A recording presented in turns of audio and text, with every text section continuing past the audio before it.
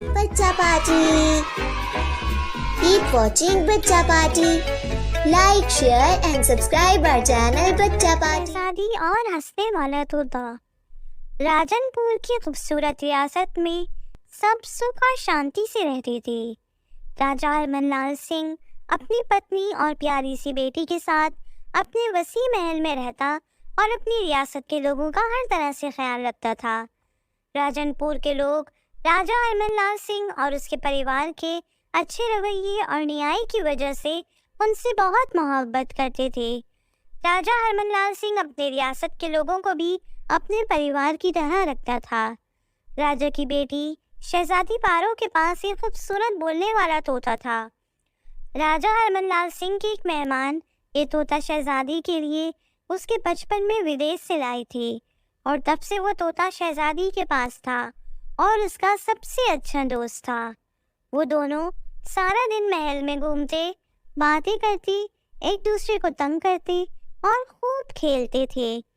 شہزادی کا طوطا بولنے کے ساتھ دوسروں کو ہنسانے کا فن بھی جانتا تھا اور اپنی عقل مندی کی وجہ سے وہ راجا کو بھی بے حد پسند تھا.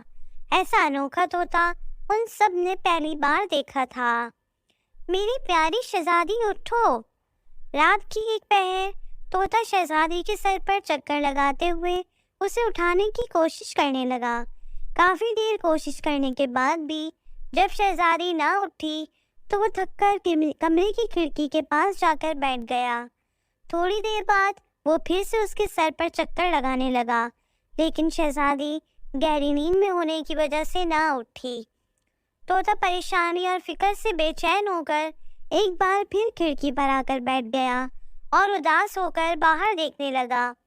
صبح جب شہزادی اٹھی تو اس نے طوطے کو کھڑکی کے پاس بیٹھا ہوا پایا.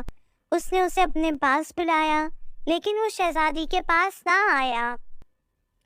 شہزادی اٹھ کر اس کے پاس آئی اور اسے اداس دیکھ کر بہت پریشان ہوئی. کیا ہوا تمہیں؟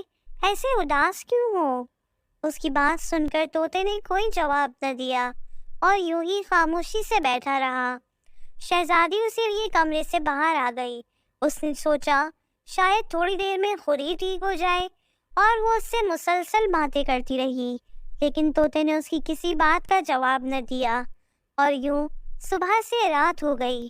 آج اس کے طوطے نے اس سے سارا دن کوئی بات نہیں کی تھی تو وہ پریشان ہوئی لیکن پھر سوچا کہ شاید کل ٹھیک ہو جائے. یہ سوچ کر وہ پھر سو گئی.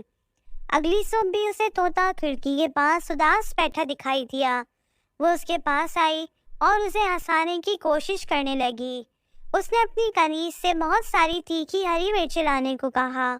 یہ اس کے طوطے کی من پسند غذا تھی لیکن سامنے مرچیں دیکھ کر بھی وہ یوں ہی خاموش بیٹھا رہا. اب شہزادی کو فکر ہوئی کہ اگر یہ ایسے ہی رہا تو کہیں مر نہ جائے. وہ اپنے اس نایاب ہنسنے والے طوطے کو کھونا نہیں چاہتی تھی. وہ راجا اور رانی کے پاس چلی آئی اور انہیں ساری سمسیا بتائی کہ 2 دن سے اس کا طوطا بالکل خاموش ہے، نہ کچھ کھا رہا ہے اور نہ ہی کچھ بول رہا ہے. ایسا چلتا رہا تو وہ بہت جلد مر جائے گا. راجا رانی کو بھی اب اس کی فکر ہوئی. راجا نے جلدی سے ڈاکٹر کو بلوایا تاکہ وہ طوطے کو دیکھ سکے. ڈاکٹر نے آ کر اس کا معائنہ کیا تو وہ کمزور ہو رہا تھا. ڈاکٹر نے انہیں اس کا خیال رکھنے کو کہا. شہزادی اس کے پاس ایک بار پھر کھانا لے کر آئی لیکن اس نے کھانا نہیں کھایا اور طوطے کی وجہ سے شہزادی نے بھی 2 دن سے کچھ نہیں کھایا تھا. دن یوں ہی بیتنے لگے. محل میں اب ہر وقت خاموشی چھائی رہنے لگی. طوطا اور شہزادی اپنے کمرے میں بند رہنے لگے تھے. دونوں اس قدر کمزور ہو گئے کہ بیمار رہنے لگے. راجا نے 1000 کوششیں کی کہ کسی طرح وہ دونوں پہلے جیسے سوستھ ہو جائیں لیکن اسے مایوسی ہوئی. پھر ایک روز راجا نے اپنی ریاست میں اعلان کروایا کہ اگر کسی نے شہزادی اور اس کے طوطے کو پہلے جیسا سوستھ کر دیا تو راجا اسے ڈھیر سارا انعام دے گا. یہ اعلان سنتے ہی کئی لوگ محل میں چلے آئے. کچھ انعام کی لالچ میں تو کچھ لوگ راجا اور شہزادی کی محبت میں آئے تھے. ہر شخص نے آ کر طوطے کو ہنسانے کی بھرپور کوشش کی. کسی نے مزیدار لطیفے سنائے تو کسی نے اس کی نقلیں اتاری. ہر ایک نے اپنا فن آزمایا لیکن طوطے کو ہنسانے میں ناکام رہے اور یوں ہی مایوس لوٹ گئے۔ یہ اعلان جب سے پوجا اور انو نے سنا تھا وہ بھی کافی پریشان تھے۔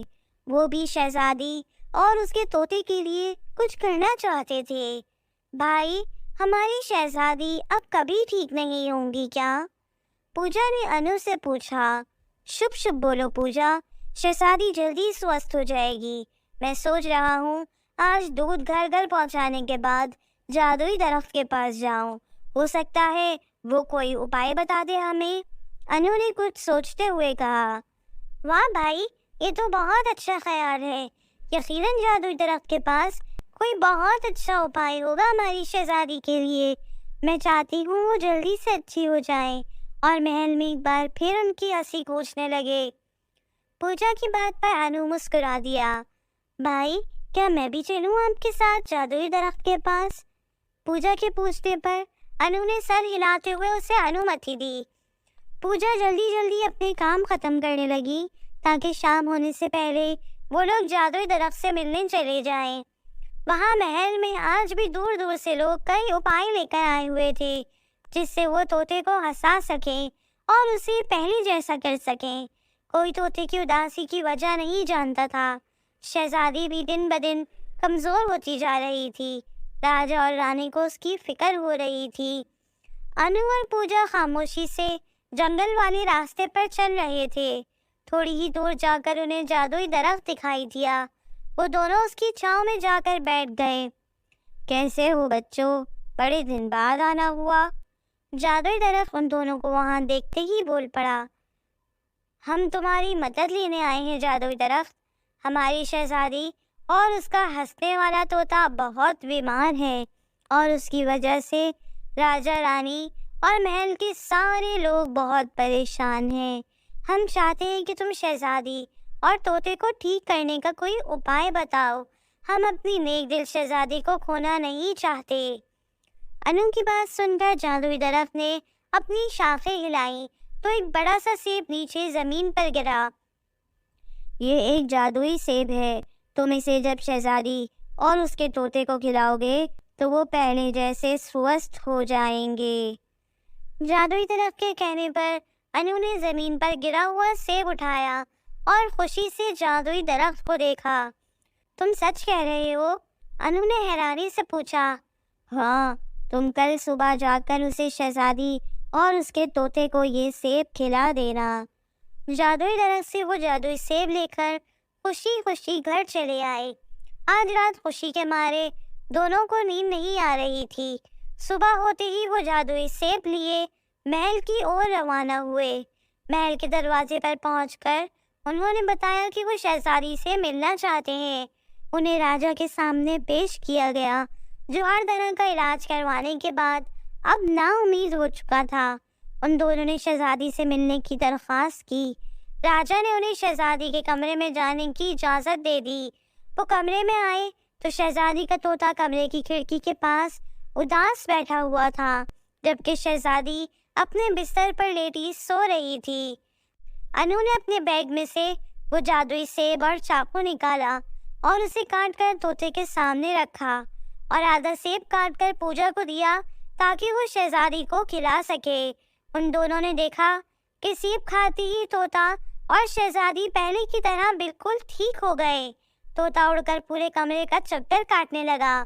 راجا اور رانی کو جیسے ہی شہزادی کے ٹھیک ہونے کی اطلاع ملی وہ خوشی اور حیرانی سے شہزادی کے کمرے میں چلے آئے اور ان دونوں کو پہلے جیسا پا کر بے حد خوش ہوئے۔ راجا نے اپنے وعدے کے مطابق انو اور پوجا کو انعام میں ڈھیر سارے سونے کے سکے دیے۔ وہ دونوں خوشی خوشی گاؤں واپس پہنچے تو سبھی اس بات پر حیران ہوئے کہ ان دو چھوٹے بچوں نے کیسے شہزادی اور اس کے طوطے کو ٹھیک کر دیا۔ گاؤں کے سبھی لوگ انہیں مبارکباد دینے آئے۔ تبھی شانتی لال نامی آدمی نے انو سے سارا ماجرا پوچھا اور انو نے اسے جادوئی درخت سے ملنے والے سیب کے بارے میں بتا دیا۔ شانتی لال ایک چالاک اور لالچی آدمی تھا۔ انو سے جادوئی درخت کی نشانی پوچھ کر وہ اگلے روز اپنے دوستوں کو لے کر جنگل چلا آیا۔ انو نے اسے بتایا تھا کہ جنگل کے بیچوں بیچ ایک درخت ہے جس پر دن کے وقت کچھ سمے کے لیے بہت سے جادوئی پھل آ جاتے ہیں اور تھوڑی ہی دیر بعد غائب ہو جاتے ہیں۔ یہی اس جادوئی درخت کی نشانی ہے۔ وہ اب جادوئی درخت کے سامنے کھڑا تھا، ہاتھ میں بڑا سا کلہاڑا تھا۔ اے جادوئی درخت، ہم سب کو بھی بہت سارے سونے کے سکے چاہیے۔ شانتی لال کی آواز پر جادوئی درخت نے کوئی جواب نہ دیا۔ اس نے بار بار جادوئی درخت کے سامنے اپنی مانگ دہرائی، لیکن جادوئی درخت کو خاموش پا کر اسے لگا کہ انو نے اسے بیوقوف بنایا ہے۔ وہ غصے سے واپس جانے لگا۔ تبھی اسے اچانک درخت پر بہت سارے پھل دکھائی دیے جو تھوڑی دیر بعد خود ہی غائب ہو گئے۔ اس نے اپنے غصے سے ایک بار پھر جادوئی درخت سے سونے کے سکوں کا مطالبہ کیا، لیکن کوئی جواب نہ پا کر اس نے اپنے دوستوں کو اشارہ کیا اور سب مل کر جادوئی درخت کو کاٹنے کے لیے آگے بڑھے۔ جیسے ہی انہوں نے پہلی بار کلہاڑا مارا، ایک دم وہ سب غائب ہو گئے۔ جب شام تک وہ لوگ گھر نہ لوٹے تو شانتی لال کی پتنی انو کے پاس آئی اور اسے سارا ماجرا کہہ سنایا۔ انو گاؤں والوں کو لے کر جادوئی درخت کے پاس آیا اور اس سے شانتی لال اور اس کے دوستوں کے بارے میں پوچھا، تو جادوئی درخت نے انہیں بتایا کہ کیسے وہ اسے کاٹنے والے تھے۔ وہ اسے کاٹتے اس سے پہلے ہی جادوئی درخت نے انہیں ایک جادوئی جزیرے میں قید کر دیا اور اب وہ وہاں پر اپنی لالچ کی سزا کاٹ رہے ہیں۔ بچہ پارٹی، keep watching بچہ party. Like, share and subscribe our channel بچہ party. Goodbye. Thanks for watching.